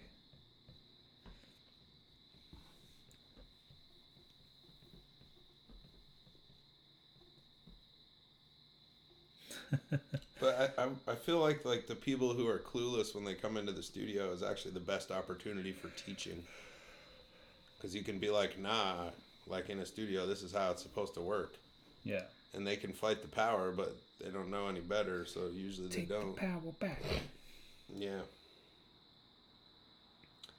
It puts you in a place where you can like teach them how the game really should work when in the context of making records and things, instead of how they think it works, which is you pay somebody a deposit and you go in and you hang around and like drink beer and play on your fucking phone, and then when you leave, miraculously you have an awesome sounding record. Because that's, I think, what young bands really think happens. Yeah. So like a lack of work ethic? They just have no fucking idea. Yeah. It's like I'm gonna show up with like my shitty drums and like my garbage gear, and like I don't really have to know the songs that good because studio magic, and like, you know, it's like. Well, I feel like stuff always sounds better to bands than it does when they record. I don't know if it's just because you're used to playing it so fucking loud all the time, and it just. I mean, I felt like that was always a thing for me and the projects I was in personally. Not to speak for everybody, but it just it always felt like it always sounded better when we were practicing and playing than. Well, think about it, like in a studio in a super controlled environment, right? Like you're monitoring everything in headphones.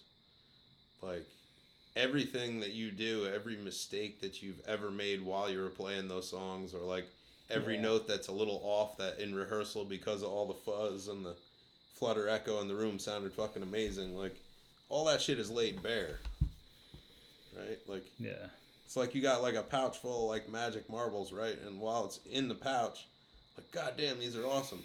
And you pour them out on the floor and you find out like 17 of them are just fucking little chunks of bluestone. Shit. You know, it's the same kind of thing. Like you put the headphones on with like everybody plugged in like DI or close mic'd or whatever, and it's like, whoa, shit. We got some work to do. So, I don't know. Expectation and reality, right? But that's also why sometimes, like, well, I guess not even sometimes, as often as you can do it, like, recording bands as live as possible is sort of like the other side of that, because it doesn't psych them out as bad. Yeah. You know, there's a lot of production and post-production things you can do to dress up that shit, as you know. But yeah, if you can get the energy and the performance out of them, that's the biggest chunk of the battle. Yeah, that's what God's Fruit's chiming in saying. I've seen friends who are normally good players crumble under the pressure of recording. I literally have had a grown man cry on the studio couch behind me. Dude, I feel like you got at the end of the day, this is what I've been saying. I was talking to Jason about this the other day. It's like it's gotta be about the fun. If you're going into the studio going into tears. I just feel like you're doing something wrong. I don't know. I mean, Yeah, I don't know. like looking at it the wrong way, I think. But I don't know. Maybe that just comes with doing it a lot. Godsroot also said, the more you hear something, the less you hear the flaws. I feel. I think that's true. I think what would help in that situation is recording. I think it's kind of like when you don't know what you sound like. If you've never recorded yourself at all, and then you don't know what it sounds like, I feel like the best way to get better at music is to record yourself often and listen to it often. But it's really easy when you're making your own records to listen to it so much that you've glossed over things that could have been mistakes, like basically right from the get-go. Do you understand what I mean? Mm-hmm. Like the new record we're making, like we're so focused on listening to that from like the moment it went down as takes. You know, like you're like, yes, fucking this is the shit. Yeah. Yes. And you put it like a mixed thing on. Fucking yes. You listen to it like till the fucking CD melts, and then like you wait a few weeks and you burn a new CD and you put it in the thing and it's like, man, that one's a little slippery coming back on those choruses there. So what do you think we can do as musicians to like alleviate that? I think Take breaks. I think record it, rough mix it, and then don't listen to it for 2 weeks before you formulate anything that you want to call a final mix, a final production. Let that shit marinate. Like get a fresh head and come back, and not just tomorrow. Yeah. Like a whole bunch of tomorrows from now. Right. Then come back to it and listen to it again. Yeah. It's kind of like trying to do it like a final mix and then master like on the day that you tracked it. Oh, that's as the engineer. That's happened. Like, yeah. To me. Yeah. Well, I mean, I feel like sure. that happens to a lot of bands too. Is like because of the money involved, and feeling like time is running out, and every moment here is we're spending this much money. There's a precedence to get stuff done and mixed and out the door the same day, and it's a fucking disaster, dude. You can't do it. Especially, I mean, sometimes like lightning in a bottle and shit, but like absolutely. But I think like with anything, especially mixes, like plan to throw the first one away. Like it's an iterative process. Like it's not just like one and done. Yeah, I mean, it's like, making those Mr. Blonde records and tracks and shit, like the band is only going to pay you for like 5 hours because that's all they have the money for. And your session starts at like 10 o'clock at night. And by the time you leave there, like they're probably not coming back for till the next batch of songs is ready to record. So that's a challenge. So you track it and you fucking jam vocals on it, and all the while, like, I mix as I go anyway, but like whatever's happening as it goes, that's how it went. Like there's no revising it later. That's not a thing. Yeah. And then when you get to the end of it and your ears are like, like, and then you do the little mastering thing, and it's like the meters are like, what the fuck are you doing? What the fuck are you doing? And the big knob's like almost all the way up, and the monitor's like, I'm like, I can't even hear the fucking song anymore. And then I burn a CD. Yeah, that happens. I'm like, yo, go listen to this in your truck. It's like ear fatigue, yeah. And then they go and take it in their truck, and like playing it so loud I can hear it like through the walls in the studio at like 2 a.m. And then they come in and I'm like, all right, what do we need to do? And it's like, in the part where he goes, can we get some more snare drum? Like, yeah.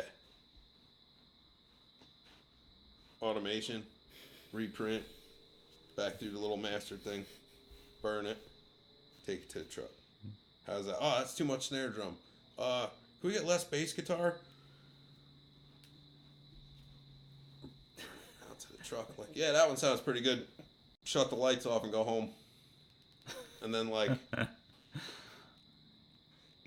put that track in. Like, that's fucking terrible. Put that track in, like, 2 weeks later and listen to it, and it's like, Holy shit! It sounds like I was listening to it through like plastic funnels or something when I mixed it. What the hell is this? It's amazing. Like the time The low and end distance. is fucked. Like the high end is like shrill and blown out. Like Jesus, what is this?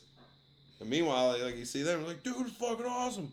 Like, Travis said your stuff will end up sounding like the second Limp Bizkit record. oh man. Travis also said he gets all his tracks mixed by dudes from Fiverr. There's some really funny videos Yeah. floating around. Simon with was that. fucking with it. Oh, really? I don't know if I saw Simon's. He was. I think his was the mastering one. Oh, okay. I saw one by Samurai Guitarist. He did one. And I think Davey 504 is like a bass, very popular bass channel. He's messing around with like trying, like sending people basically an impossible bass line to play and just like, you know, trying to see if they can play it. It's pretty funny stuff. But yeah. How do we get, I can't even remember how we I don't know. got on that topic. But yeah, either way, the best thing you can do for your tracks is. Oh, we're talking about recording and just like the process of it. Yeah, I think and anything creative is really benefits from breaks, very often breaks, and also like sprints, like getting something done as quick as you can and then not looking at it for a while. I wouldn't even say that like getting it done as fast as you can is to your advantage. I would Well, say. I guess I mean just before you start overthinking it. Maybe that's a better way to put it. I mean, to me, I think that the best methodology with that really is to, like, while you're in the moment, edit your punches and cut the silences and do all the bullshit work. Get that out of the way. Because all that's going to do in the end is just muddle up your process anyway. So you can do, like, the monkey work there, you know? Just chop out all the bullshit. Clean up the tracks. And then just do, like, the most rudimentary rough mix you can. Like, you're mixing it on, like, a Porta O2. Like, oh, my God, I have no EQ, but here's the levels. Like, yeah. You know, just, like... Keep it simple. Because probably you have EQ. I mean, I have EQ applied in my track, like as I'm setting tones anyway. So, yeah. But yeah, I don't do any EQ work or anything like that after, and I think that's the process I'm gonna try to adhere to from now on. Because I got another record to make too. Finally got another booking. Nice, man. Yeah. Who's that? Laterals. It's Nate Kelly, who used to be he was the original drummer for Coheed. He's in a duo, him and his wife. Cool. So it's kind of like, sort of like grungy. It's almost got like a little bit of maybe pop punky vibe to it, but it's cool. It'll be fun. Not this coming weekend, the weekend after, October 5th. Nice, man. So, sounds like they're going to be making like a 6 to 8 song thing. That's awesome. So, see how it goes. Nice, man. DJ Clark's asking us if anybody's watched those shred videos. I'm not sure. I hate watching shred videos. Oh, it's like a type of video. It's just the guys that like have like a backing track and they just sit there and like sweep pick everything. Oh yeah, I've never seen those. Really? Yeah. Oh God, you got some homework to do then. It's like it's not It's gratuitous riffing is what it is. It's guys who don't know how to play rhythm guitar, but can play the fuck out of a lead. Like they're all Eddie Van Halen with like no I don't songwriting. know. Yeah, with no rhythm guitar work. I mean, I've seen like Spectre Sound. I don't think he. Oh, okay, Steve Terraberry and Jared Dines. I've seen like a lot of videos titled "Does It the Gent?" Does it gent? What is it, gent? I think it's gent. Yeah. Huh. Which is like It's like or something.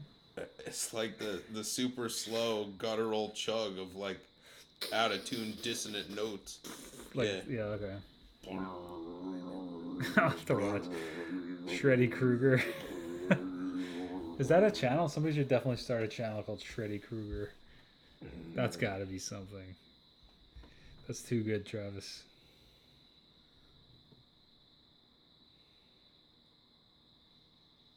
Yep.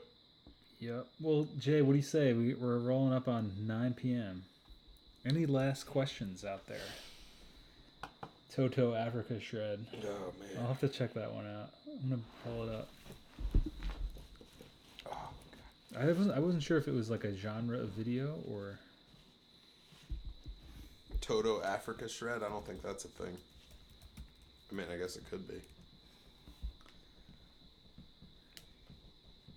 Yeah, that's the thing. Top 5 90s alt rock bands. Yeah.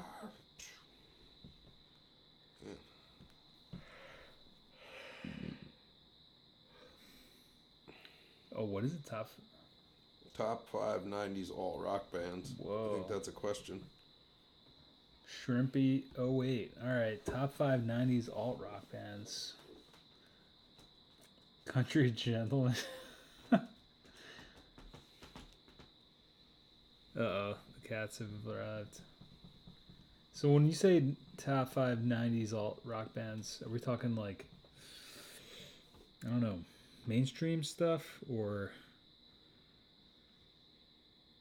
like, is Nirvana considered a 90s alt band? I guess they would be considered that, correct? I mean, it's really hard to like. I mean, the '90s was the heyday of like alt rock bands. I have no fucking idea where you even start that list. Mainstream and everything.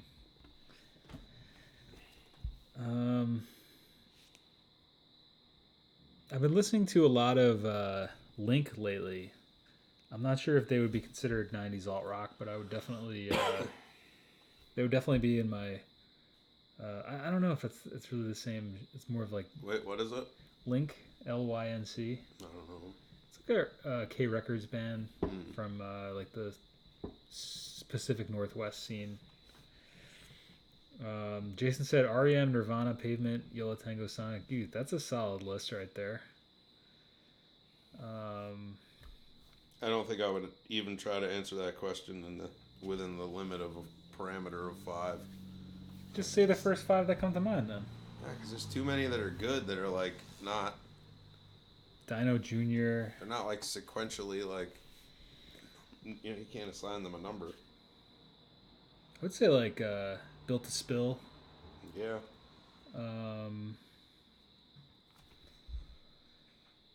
90s top 5. God.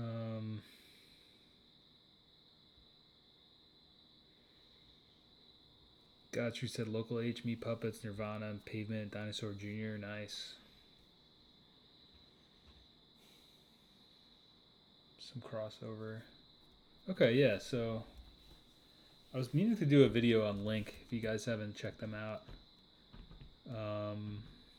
definitely check them out. Their album is These Are Not Fall Colors. I was working on like a record review video for that. I don't know if I'm gonna actually finish it, but they're really sick. Obviously Nirvana would be, say, Built to Spill.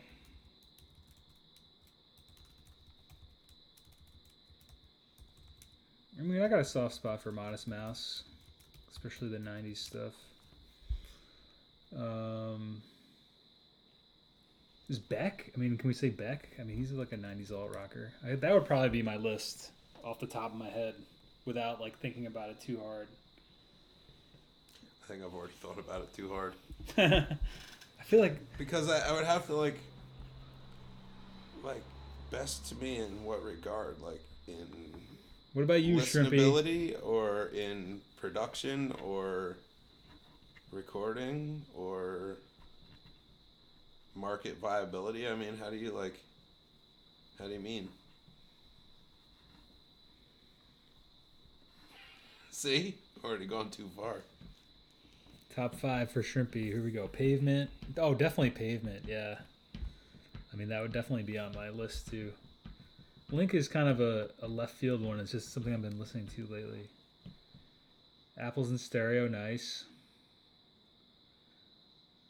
Beck. Yep. Okay, so we were in the ballpark.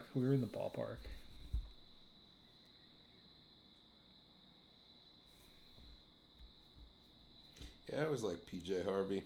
Neutral Milk Hotel. Okay. I really like what's that other Elephant Six band? Oh, Olivia Tremor Control, and the projects like spawned off of that are pretty sweet. I didn't even think of Elephant Six either. I don't know why. I never heard of Elephant Six. I don't know what that is. That's like Neutral Milk Hotel, Apples in Stereo, Olivia Tremor Control. I used to listen to. I think that he passed away recently, or at least I saw on Wikipedia. Daniel Johnston? No, it wasn't Daniel Johnston. Bob. He was one of. It was thinking Olivia Tremor Control. But his like, I liked his songs a lot in Olivia Tremor Control. Flaming Lips. Oh man, yeah, heck yeah! I didn't even think about that. Yeah, there is too many. I think there is too many to name. That's why I'm not even trying to put a list out there. It's just way too many fucking bands.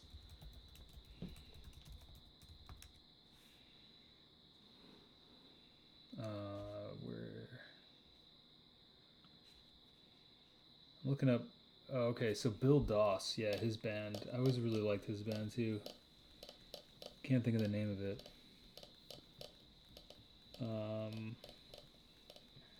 Post Olivia Tremor Control. Oh, Sunshine Fix. Yeah, there's those really cool albums. The two that I had.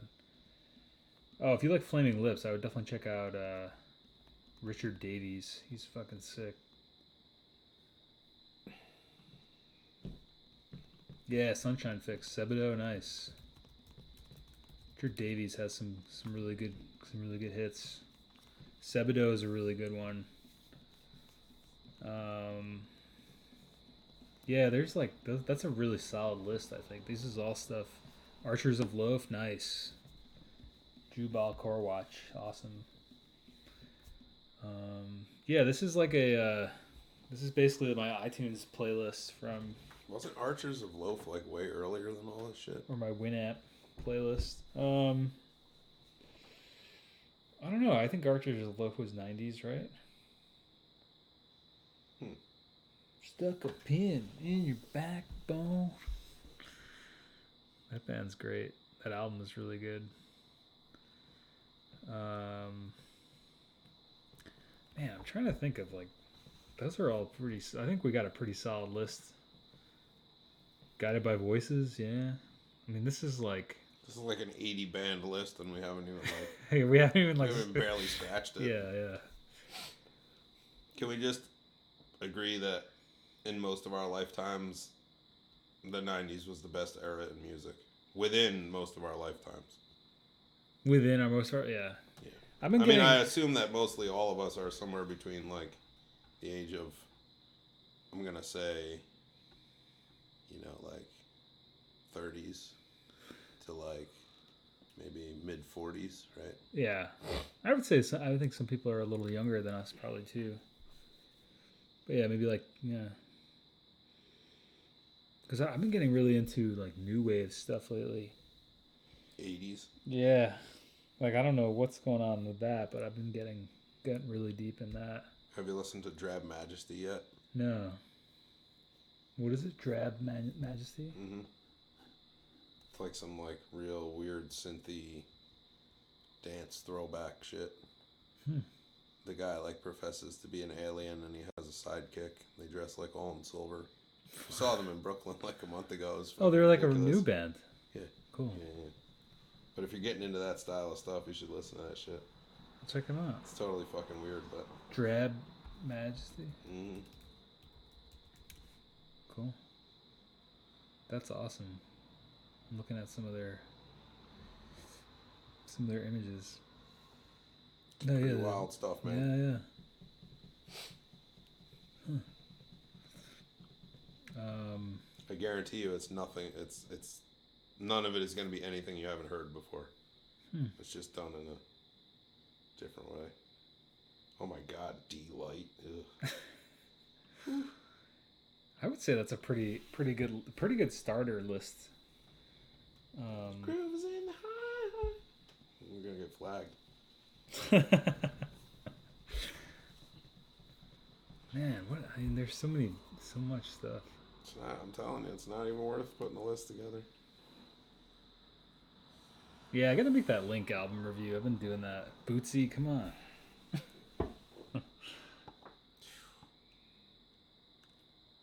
Yo, thanks for mentioning that documentary style video. I wanted to do that. Was one I was working on with Jay. I want to do more of those, like longer ones, because I've been thinking about just posting less videos. But when I do post one, like dirty old analog kind of stuff. What do you mean?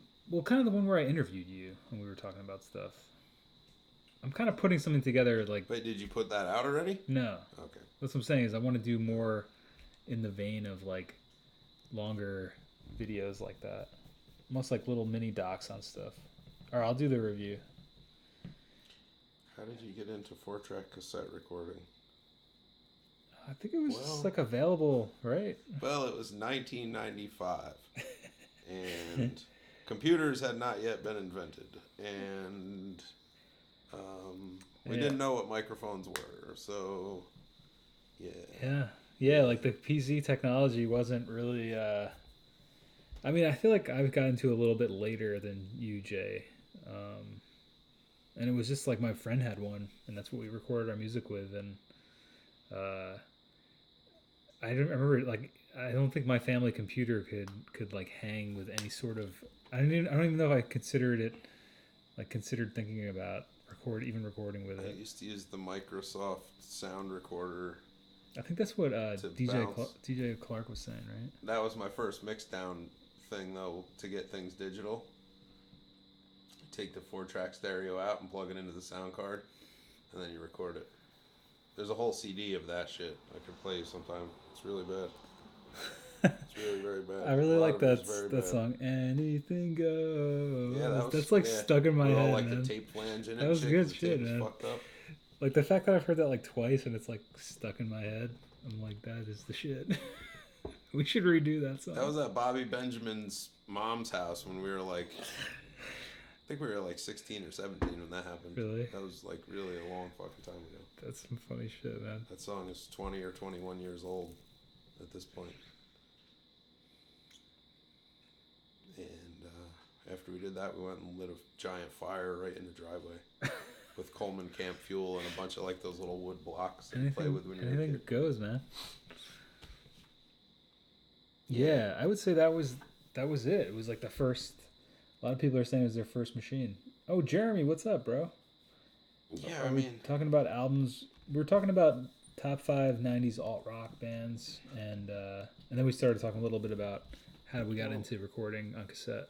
For me, like, even if the digital multi-track was something that was accessible at the time,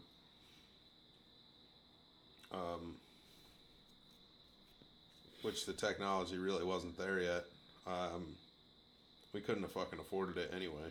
Yeah. You know, like... I mean, I was just really lucky that I had a friend that was more into it than I was, and he was really the one that had all the equipment. I think in my... And that's, remember, because I remember the first thing I had was like SoundForge, and like there was another one, I forgot. You used to have to like bounce it into SoundForge and edit it, and then bounce it, like that was some crazy shit. In my peer group, I think there were 3 of us that had 4 tracks. But like, everybody had a different idea about what a good microphone was, but when somebody was going to actually record something, like, you just borrowed everybody's microphones, and whatever it was is what you got. I remember that just being such a great time, like, in my life, and that first band I was in, and I think that's informs a lot of the things I have chosen to live my life creatively and things, but I just remember the sense of adventure of the whole thing. It was like, we didn't really know what the hell we were doing, but it was always an amazingly fun time. I didn't even listen to the mic placements. You just put it on there and make sure that like the level was clipping just enough. Yeah, make sure the thing was more about the take than It really didn't even matter about the take, really. It was just a matter of like making sure that some kind of sound landed on the fucking tape. That was it. Yeah, that's it. true. Like when I just stop remember... this and rewind it and push play, am I gonna hear what just happened? Right. Excellent. So Here it is. You were operating on a totally different Oh yeah, level. like totally like caveman level. Yeah. Just like fucking put it on, put a thing there, and bang it out. Will there be something? Yep. The first editing thing I had for real was you ever see Magic's Cleanup Lab? Oh. Oh man, I think it came out in like 98 or 99. It ran on PC and it was supposed to be like audio restoration software. So you would take your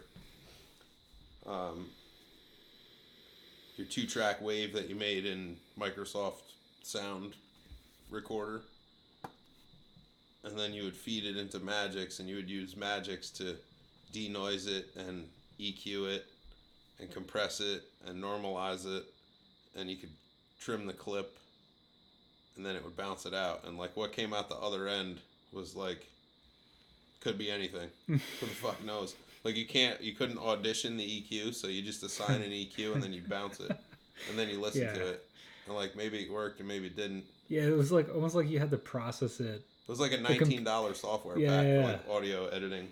It was like the way that when I got it, I was like, yes. You couldn't like listen to it in real time. I think. No, you know? No.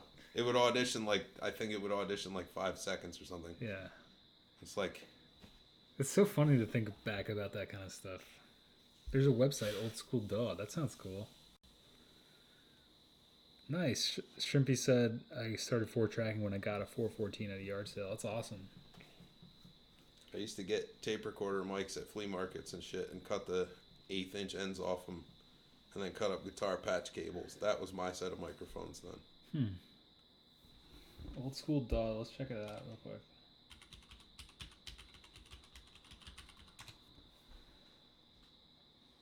Oh, it's like a message board. Cool.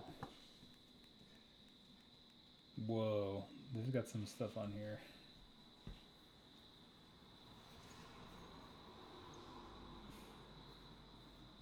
I never got into... Yeah, I used to do that too. Jason's saying I used some computer microphone for the first couple of years. I remember doing shit like that. Yep. I remember the first time I think the first digital audio interface I got was like an M Audio box. And I remember just being like, that thing was like on me all the time because it was an amazing thing. It was like, what is this thing? Like, it was so easy to get sounds into like where you wanted to get them. Yeah. And it was like effortless and compared to what had come before it. No, I never used Hammerhead. I don't know what that one is.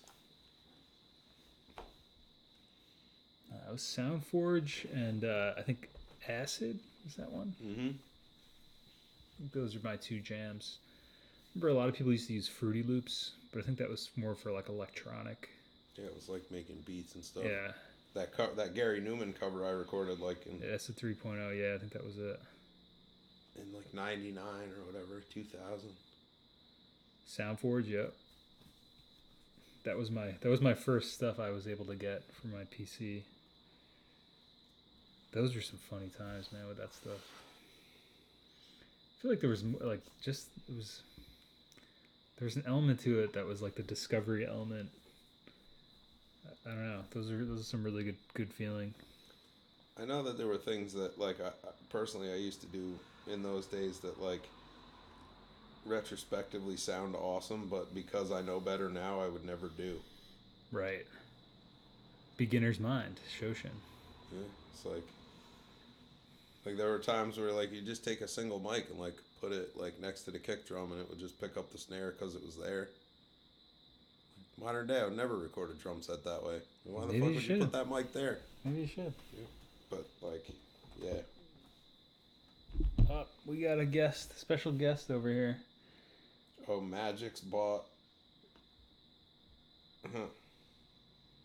Well, Magic's is like I said, that's that cleanup lab I had back in the day. I'll have to see if I still have that. I can show it to you. It's terrible. So we're 16 minutes over. Yeah, we should probably close up shop. Yeah. Nimbus typed in 7 with about 26's -0. So that's his message for the evening. Who? This guy, Nimbus. Oh. Boo. He's trying to get away. He always steps on the keyboard. Yeah, Jay's a crotch mic user. Travis, it depends on what the kit is. If I'm lucky enough to have somebody that's just playing 3-piece, I will, but Yo, in Shrimpy. the 4-piece, I don't usually fuck with it. Not anymore. Thanks for coming through, Shrimpy. I used to like it in a bigger room with Great questions. with a bunch of compression on it, but in the smaller room, I don't really find a hell of a lot of merit in it. Yo, Shrimpy was leading the charge with these questions. Great job. We were live last Wednesdays on the channel. Come through whenever. Crotch mic rocks on the 3-piece. Hell yeah. Still using on a ThinkPad 2.4. Nice.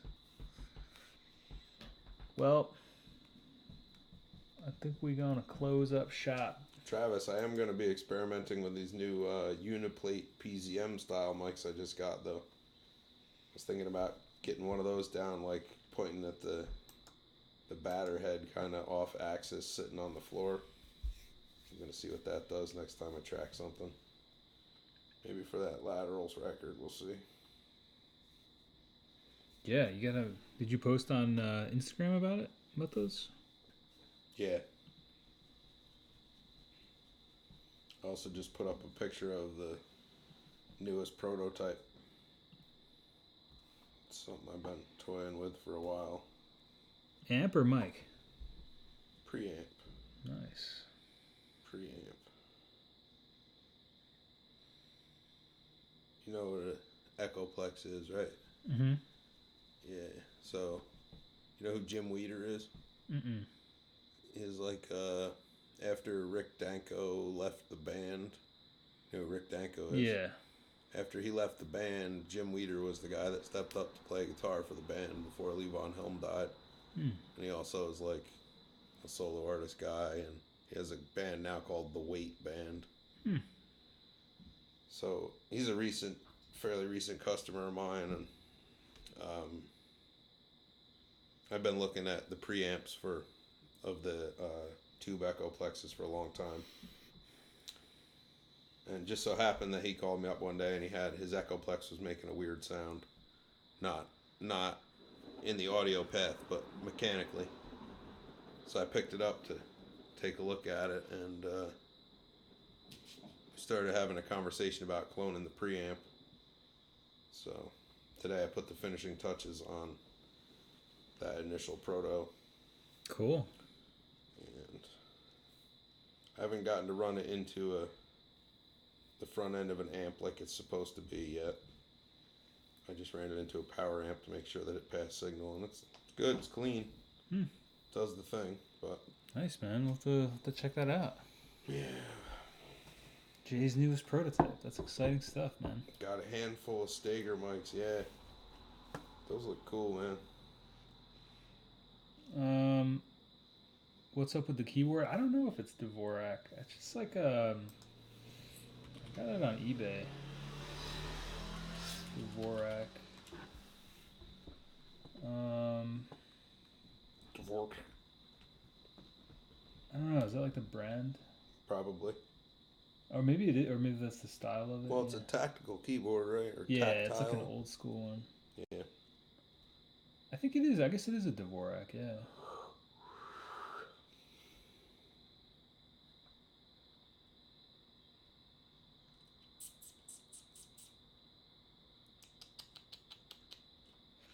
All right, guys, we gotta close up shop.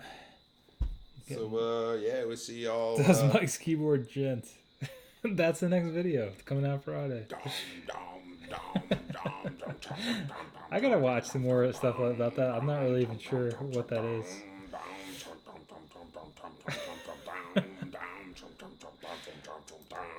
I thought it was literally the gent, but the D is silent. I mean, it seems like it should be. I'm not really too sure, though. The gent. That's how I was saying it. All right. Gent. Thanks for hanging with us, Gent. everybody. We're going to be closing up. If you got any questions, hit me up, 424recording@gmail.com. You can email Jay, operationaudio@gmail.com, or check us out on our respective Instagrams. And we might even write you back. And we might even write you back. New podcast tomorrow. So if you're subscribed on iTunes or wherever, get ready for a new episode. Get ready. And then Fall Song Challenge officially begins this Friday. So keep an ear out for that vid. And I guess we'll catch you guys on the flip-flop. Yeah. On the flip-flop. Make sure you do something you want to do today. And thanks again for hanging with us. Great conversation. You do something you want to do every single day, because YOLO. YOLO, baby. And FTW. FTW. All right. See y'all next month. Later, guys.